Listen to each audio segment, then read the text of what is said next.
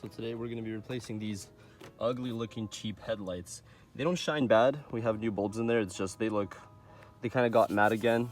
I tried sanding them down and polishing them, but you know, those kids from AutoZone, they can only do so much. So today we're going to be upgrading to these Angelite versions with the glass outings. They should look pretty sick once they're on the car. And the previous owner, for some reason, he kind of messed with the wiring, and as you can see, this is some sort of like weird sorcery crap. He had like a little tri-prong thing connecting into the radiator, I think, or not the radiator, into the fan, into this fan right here. So I clipped that off, and as well as on the back of the headlights, he kind of messed with those as well. You can see how this is different. I had to put this thing in here where there was an original 4-prong thing that usually stood out here. He kind of smashed it. I'm guessing what looks like a screwdriver and a hammer. I'm not sure. And I actually took apart this whole headlight and I cleaned it thoroughly in and out, so it should be clean except for whatever that is already in there. Similarly, removed this little centerpiece right here, but as you can see on the new headlight, I'm not gonna have that anyway, so that doesn't matter. So I'm gonna need these 2 side ones, and I'm gonna have to clean up this crow's nest worth of wires. So to remove the headlights, it's 1, 2, down in there, 3, and the last one over here, I believe, somewhere 4, I'm guessing. Yeah, but we don't have that in there, so we won't need to do that. So once you remove those bolts, I only had 2 apparently, so that's great. You're gonna wanna start to disconnect all the wires over here so that you don't pull on anything accidentally or rip any kind of wires. And don't forget about the little corner light right there, the blinker. So now that I got the headlight out, and by the way, to get it out, you just kind of wiggle it because there's nothing else that should hold it back except for these 1, 2, 3, and 4. Now I'm gonna be trying to connect all the lights to the car first to make sure that it works. And only then I'm gonna be installing the rest of the headlight because I don't wanna install it and then it turns out that it doesn't work. Okay, so I connected the headlights, and as you can see, both of them work. So there we have the high beams and the low beams are right there. And obviously they work if you turn off the high beams.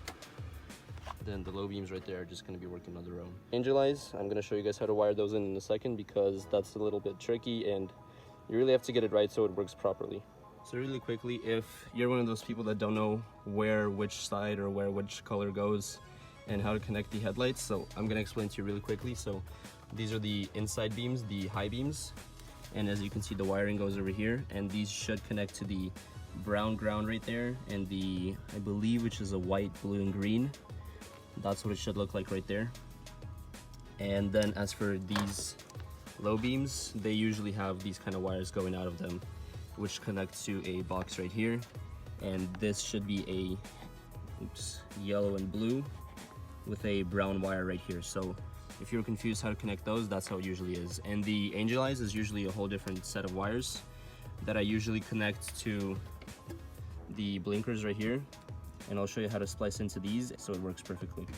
So you can see here that since I'm not using this bracket because it's just bent way out of place, and that's probably going to be something that I'm going to be fixing in the future on this car, probably just going to have to replace this whole apron right here because this whole thing is just kind of yucky and icky and all messed up. So to connect the Angel Eyes, what you're going to need to do is you're going to need to find 2 things. You're going to need a good power source and you're going to need a good ground. So a good power source that I find, this red wire right here, is in this corner light right here, so that when you flicker on your parking lights, the Angel Eyes are also going to go on, and then once you click it one more time, you have your actual lights that turn on, and then by choice your fog lights with the push of the button. So a good power source is right here, this yellow / light gray, I guess, wire, and then a good ground over here is going to be this apron piece right here, since it's all dented up already. And in the future I'm possibly going to be replacing this whole thing right here because, well, you see how it looks. So I'm gonna go ahead and do that and show you what it looks like in a second here.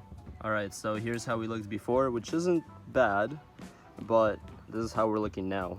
It looks so good. The Angel Eyes on, just give that car like, I don't know. It looks really nice. All right, enough looking. Time to do the second side, and I'm gonna take this car out and take a few pictures of it today. So I wanted to wait till it was nighttime, and here's how it looks. That's amazing. Dang, that's stupid mean. If it'll ever focus. Yeah, there you go. Those Angel Eyes are sick. And I feel like the yellow fog lights just add in that much better.